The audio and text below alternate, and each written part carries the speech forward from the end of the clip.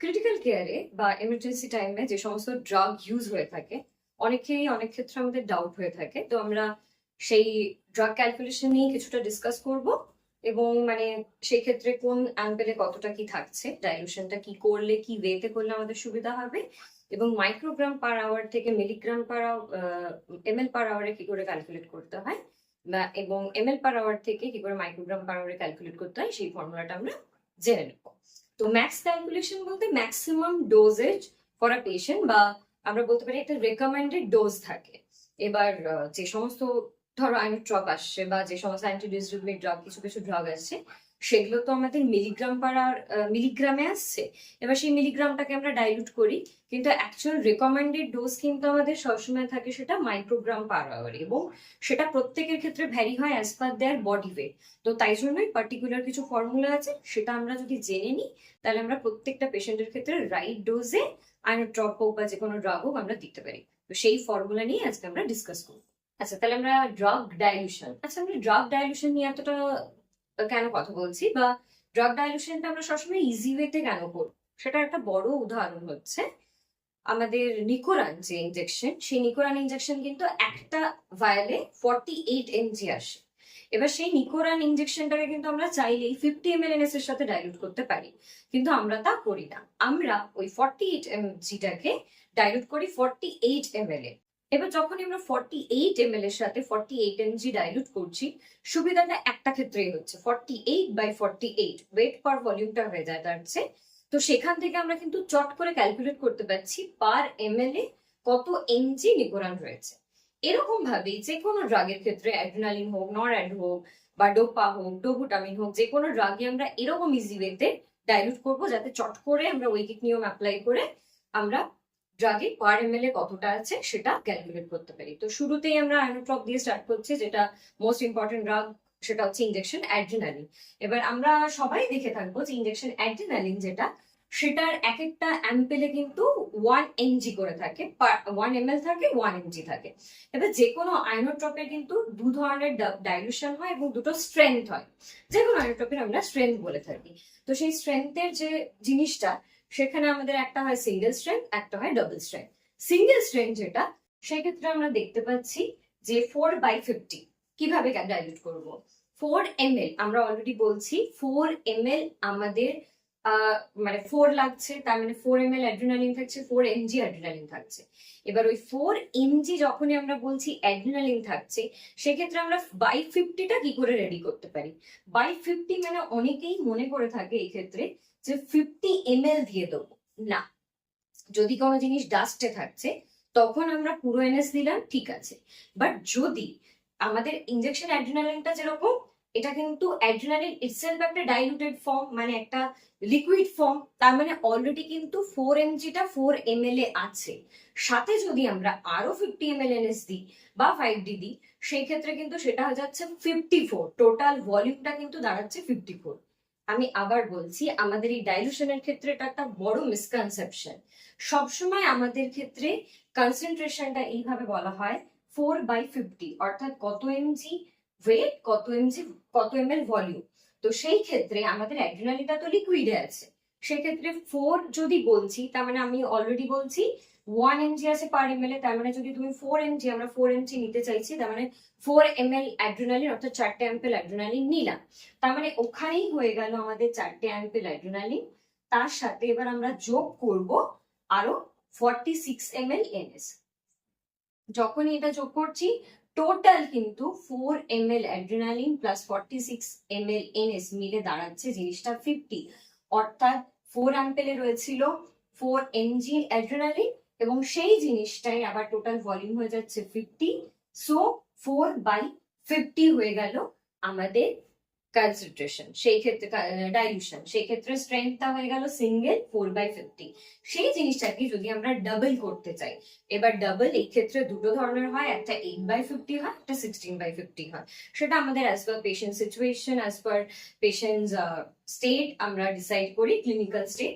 তো সেই ক্ষেত্রে আমি অলরেডি একবার বললাম যে 8/50 করতে ইটস কোয়াইট ইজি। 8টা অ্যাম্পেল নেবো, সেম জিনিস 8টা অ্যাম্পেল, কিন্তু যখনই আমরা 8টা অ্যাম্পেল নিচ্ছি, তার মানে ওখানে 8 mg হচ্ছে, তার মানে 8 ml হয়ে যাচ্ছে। ওই 8 ml এর সাথে আমরা ডাইলুট করব, আগে করেছিলাম 46 ml, কিন্তু এই ক্ষেত্রে অলরেডি 8 ml আছে, তাহলে 8 ml এর সাথে আমরা আর যোগ করব 42 ml NS, তবেই গিয়ে জিনিসটা দাঁড়াবে টোটাল 50। প্রত্যেকের ক্ষেত্রে আমাদের মাথায় রাখতে হবে আমাদের মেইন এম হচ্ছে ভলিউমটাকে টোটাল 50 দাঁড় করানো। এই নিচে যে জিনিসটা থাকছে না, এটা কিন্তু ভলিউম, এবং এই জিনিসটা কিন্তু টোটাল হবে, এরকম না অ্যাড্রিনালিন 8 ml নিলাম আর বাকি 50 ml NS নিলাম, এটা সব থেকে বড় মিসকনসেপশন। তাহলে এই জিনিসটুকু যদি আমরা মাথায় রাখতে পারি তাহলে ডাইলুশন আমাদের ইজি হবে। তাহলে এই হয়ে গেল আমাদের অ্যাড্রিনালিনের ডাইলুশন। 8/50 হলে 8টা অ্যাম্পেল নেবো, 42 ml NS নেবো। আর যদি আমাদের মনে হয় 16/50 রেডি করতে হবে, তখন আমরা 16 অ্যাম্পেল অ্যাড্রিনালিন নিলাম, তাহলে 16 অলরেডি ওখানে হয়ে গেল, তার সাথে আমাদের 34 ml NS নিতে হবে, মানে আমরা যদি ডাইলুট করছি তখন দাঁড়িয়ে গেল জিনিসটা 16/50। So this is the calculation of injection adrenaline. এক্ষেত্রে ওটা অ্যাড্রিনালিনের 1 অ্যাম্পেলে ছিল 1 mg per ml, এখানে সেই জিনিসটাই 2 mg per ml থাকে, অর্থাৎ এক একটা অ্যাম্পেল আসে 2 ml এর, সেখানে 4 mg থাকছে। So 1 অ্যাম্পেল 4 mg 2 ml। এই ক্ষেত্রেও সেম, সিঙ্গেলটা 4/50 হিসেবেই আমরা ক্যালকুলেট করি। সো যখনই কেউ বলবে 4/50, তাহলে আমরা সিঙ্গেল হিসেবে, অ্যাকচুয়ালি এই জিনিসটা ভ্যারি করে, সিঙ্গেলে অনেক সময় সিঙ্গেলটাকে 4/50ও ক্যালকুলেট করা হয়, আবার ডাবলটাকেও অনেক সময় সিঙ্গেলটাকেও 8/50 ক্যালকুলেট করা হয়, same goes for double as well, এটা ভ্যারি করে। সো অনেক সময় ডক্টর রিকমেন্ড করে 4/50, অনেক সময় 8/50, অর এলস অনেক সময় ইট উইল বি 16/50। সো যেরকম অ্যাড্রিনালিনের ক্যালকুলেশন সেরকমই, জাস্ট এখানে যেহেতু মানে পার এমএলটা একটু আলাদা, সেই জন্য ডাইলুশনটাও একটু আলাদা হবে। সো 4/50 করলে 4 মানে আমি বলছি 2 ml, সো ইটস বেসি আমাদের 1 অ্যাম্পেল যদি আমরা নরাইড নিই, তার সাথে আমরা 48 ml NS নেব, তার মানে আমাদের 4 mg এতে হয়ে গেল, আর 2 ml আছে, তো 2 ml প্লাস হচ্ছে 48 ml মিলে টোটাল দাঁড়িয়ে গেল 50। সো ইটস কোয়াইট ইজি, 4/50 আমাদের দাঁড়িয়ে গেল। সেম যদি আমাদের ডাবল হয়, ডাবলের ক্ষেত্রে আমরা কিছুই না, 2 অ্যাম্পেল নরাইড নেব, তার সাথে 46 ml NS নেব। এবার জিনিসটা টোটাল কিন্তু 2 অ্যাম্পেলে কিন্তু আছে 4 ml, আর হচ্ছে এখানে আছে 46 ml, তাহলে কিন্তু টোটাল জিনিসটা 50 দাঁড়ালো। এইভাবে আমাদের নরাইডের ক্যালকুলেশনটা হয়ে গেল, ডাবল বা সিঙ্গেল এবং ইদার 4/50 বা আমাদের স্ট্রেংথটা জানাটা ইজ ইম্পর্টেন্ট। অনেক সময় আমরা ডাইলুশনের সময় বলি 2 অ্যাম্পেল প্লাস NS, না, আমাদেরকে যখনই বলা হবে আমরা ক্রিটিক্যাল কেয়ার বা আমরা বিং এ নার্স, আমরা সবসময় আমাদেরকে মাথায় রাখতে হবে যে আমাদের স্ট্রেংথ হিসেবে বলবো, either it will B 4/50 or 8/50 or 16/50, like that. একটা অ্যানোট্রপ হচ্ছে ডোপামিন ইনজেকশন। ডোপামিনের একটা অ্যাম্পেলে 200 mg থাকে 5 ml এ, পার ml এই ক্ষেত্রে 40 mg থাকছে, ঠিক আছে। সো 200 mg টোটাল 5 ml এ থাকছে। আবার সেই আমরা যদি দেখি সিঙ্গেলটা ডেফিনেটলি ইট উইল বি 200/50, আর ডাবল হলে 400/50। তো যদি বলা হয় যে সিঙ্গেল স্ট্রেংথে প্রিপেয়ার করো, তার মানে আমরা একটা অ্যাম্পেলই নেবো ডোপামিন, একটা অ্যাম্পেলে আমাদের অলরেডি 5 ml হয়ে গেল, রাইট? তাহলে 1 অ্যাম্পেল প্লাস 45 ml যদি NS নিচ্ছি, তাহলে আমাদের হয়ে গেল এখানে 200, আর এটা হচ্ছে 5 ml plus 45 ml, that mean total 50 ml। তাহলে 200/50 আমরা এখান থেকে ক্যালকুলেট করে নিলাম। Same goes for double strength, যদি আমরা ডাবল বলে তার মানে দুটো অ্যাম্পেল নেব, 1 অ্যাম্পেলে যদি 200 থাকছে, দুটো অ্যাম্পেলে আমাদের 400 থাকছে, কিন্তু সেই ক্ষেত্রে NSটা আমাদের 40 ml নিতে হবে, তার কারণ অলরেডি এক অ্যাম্পেলে কিন্তু 5 ml আছে, তাহলে 2 অ্যাম্পেল যখনই নিচ্ছি তার মানে 2 অ্যাম্পেল মানেই কিন্তু 10 ml, 10 ml মানেই হচ্ছে 400 mg, তাহলে 10 ml নিলাম আর তার সাথে 40 ml NS নিলাম, ব্যাস টোটাল জিনিসটা আমাদের হয়ে গেল 400/50, এটা হয়ে গেল। নেক্সট হচ্ছে ইনজেকশন ডোবুটামিন, 1 অ্যাম্পেলে 250 mg থাকছে, তো 5 ml 250 mg, যে জিনিসটা ডোপামিনের ক্ষেত্রে পার ml 40 mg থাকে, সেই জিনিসটা ডোবুটামিনের ক্ষেত্রে 50 mg থাকে। সো পার অ্যাম্পেলে টোটাল 250 mg থাকছে। সো এখানে স্ট্রেংথটা সিঙ্গেল স্ট্রেংথে ওটা যেটা 200/50 আর 400/50 ছিল, এখানে সেই জিনিসটাই হয়ে যাচ্ছে সিঙ্গেলে 250/50, ডাবলে 500/50। সো এটাও সেম, ডোপামিনেও যা করেছিলাম, একটা অ্যাম্পেল নিয়েছিলাম, তাহলে একটা অ্যাম্পেল প্লাস 45 ml যদি NS নিচ্ছি, সো এখানে আমাদের হয়ে যাচ্ছে 250/50, তার মানে 5 ml injection ডোবুটামিন R 45 ml NS।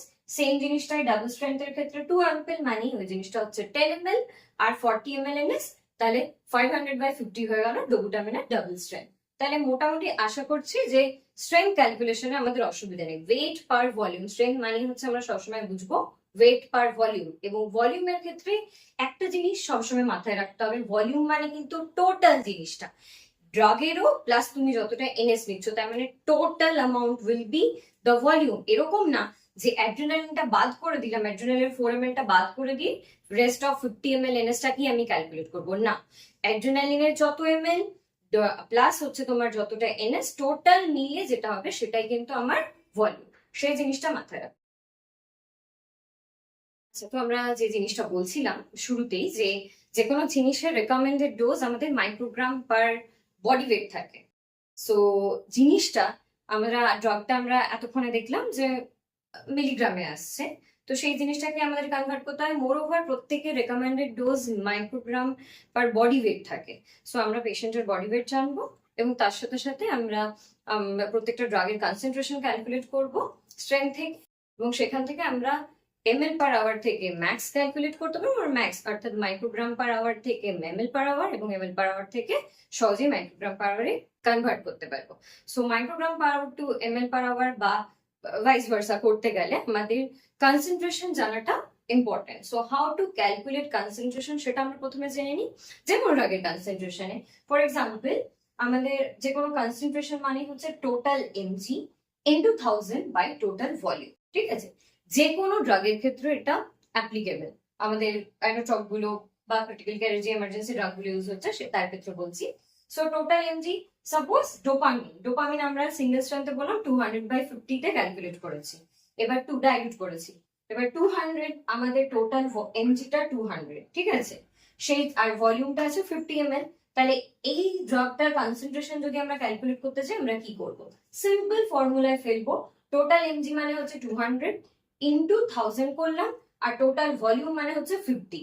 So it's quite easy, কেটে গেল, এখান থেকে হয়ে গেল 40, তাহলে এখান থেকে দাঁড়িয়ে গেল 4000। 4000টা হলো আমাদের ডোপামিনের সিঙ্গেল স্ট্রেংথের কনসেন্ট্রেশন।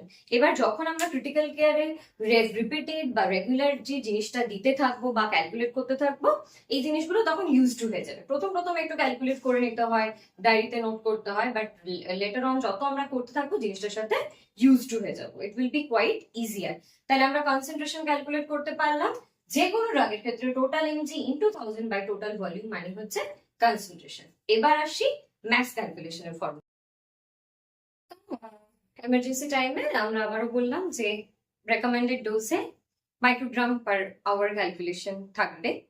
এবার আমাদের কাছে সিম্পলি অ্যাডভাইস আসবে যে আপনি এত মাইক্রোগ্রাম পার আওয়ারে বা এত ম্যাক্সে চালান, 3 ম্যাক্সে চালান ডোপামিনটা। তো সেই ক্ষেত্রে ফর্মুলাটা খুব ইজি, মাথায় রাখতে হবে ml পার আওয়ার মানে হচ্ছে microgram per hour into body weight into 60 by concentration, ঠিক আছে? এই 60টা হচ্ছে একটা স্ট্যান্ডার্ড জিনিস, সেটা আমাদের ধরা হয়। অনেক ক্ষেত্রে এরকম স্ট্যান্ডার্ড কিছু ডিজিট থাকে যেটা আমরা আইডিয়াল হিসেবে ইউজ করি, সেরকমই এই ক্ষেত্রেও তাই, এটা ফিক্স বা কনস্ট্যান্ট। তো সেই ক্ষেত্রে আবার বলি ml পার আওয়ার মানে হচ্ছে microgram per hour into the person's body weight into 60 by concentration. এবার যে কোনো ড্রাগের কনসেন্ট্রেশন কি করে ক্যালকুলেট করতে হয় আমরা আগের মুহূর্তেই শিখলাম। তাহলে এবার যদি আমাদেরকে আগে যেহেতু ডোপামিনটা ধরে শিখলাম, ডোপামিনটা ধরেই এগোয়। সাপোজ আমাদেরকে বলা হলো যে 3 ম্যাক্সে চালান সিঙ্গেল স্ট্রেংথ ডোপামিন, তো আমরা সিঙ্গেল স্ট্রেংথের ডোপামিনের কনসেন্ট্রেশন একটু আগেই ক্যালকুলেট করেছি 4000।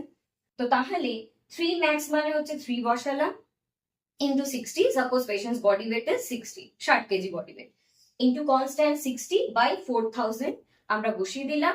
ফর্মুলায় ফেললে এটা যদি আমরা ক্যালকুলেট করি তাহলে দেখতে পাবো 2.7 ml, এটা আমি ক্যালকুলেট করে রেখেছি, 2.7 ml পার আওয়ার দাঁড়াচ্ছে। তাহলে জাস্ট এই ফর্মুলাটাই আমাদেরকে ফেলতে হবে, যে কোনো ড্রাগের স্ট্রেংথ জানতে হবে, সেই স্ট্রেংথ থেকে আমরা কনসেন্ট্রেশন ক্যালকুলেট করব, এবং কনসেন্ট্রেশন ক্যালকুলেট করার পর সিম্পল কত ম্যাক্সে চালাতে বলেছে, মানুষটার বডি ওয়েট কত, এবং তার সাথে ইন্টু 60 করব বাই টোটাল যে কনসেন্ট্রেশন, সেই কনসেন্ট্রেশনটা জাস্ট এই ফর্মুলায় ফেললেই আমাদের একটা ml পার আওয়ারে চলে আসবে। অর্থাৎ সেই মানুষটিকে 3 ম্যাক্সে, একটা 60 কেজি মানুষের সিঙ্গেল স্ট্রেংথে যদি আমরা 3 ম্যাক্সে চালাতে চাই তাহলে আমাদের 2.7 ml পার আওয়ারে চালাতে হবে। এবার হয়তো আমাদেরকে বললো যে না বিপিটা উঠছে না বা রিকোয়ার্ড যে জিনিসটা ইউরিন আউটপুট সেটা বাড়ছে না, তাহলে আপনি একটু ডোজটা বাড়ান, 5 করলো, তাহলে সেই আবার সেম জিনিসটাই আমরা চেঞ্জ করে নিলাম, এই 3 এর জায়গায় আমরা বসালাম 5, দেন আবার ক্যালকুলেট করে নিলাম এবং আবার ক্যালকুলেট করে আমরা ওখান থেকে এমএল পার আওয়ারে পেয়ে গেলাম এবং এমএল পার আওয়ারে ছাড়তে গেলাম। So this is the max calculation or microgram calculation, এবং সেই জিনিসটা থেকে আমরা এমএল পার আওয়ার ক্যালকুলেট করছি। যেহেতু আমাদের কাছে একটা সিরিঞ্জে এমএলটাই আছে, আমাদের কাছে মিলিগ্রাম বা এমএল পার আওয়ারটাই আছে, তাই জন্য আমরা ওইটাই ক্যালকুলেট করলাম, সিরিঞ্জ পাম্পে আমরা ওটা চালিয়ে দিলাম এবং ইনজেকশনটা যাচ্ছে। So this is all about today's drug calculation. I hope এই ভিডিওটা কাজে দিয়েছে। আপনারা আরো একটু সাপোর্ট করুন, মোটিভেট করুন, কি কি ধরনের কি ভিডিও দিলে ঠিক হবে আমাকে জানান, তাহলে আমি সেই মতো ভিডিও করবো। Thank you.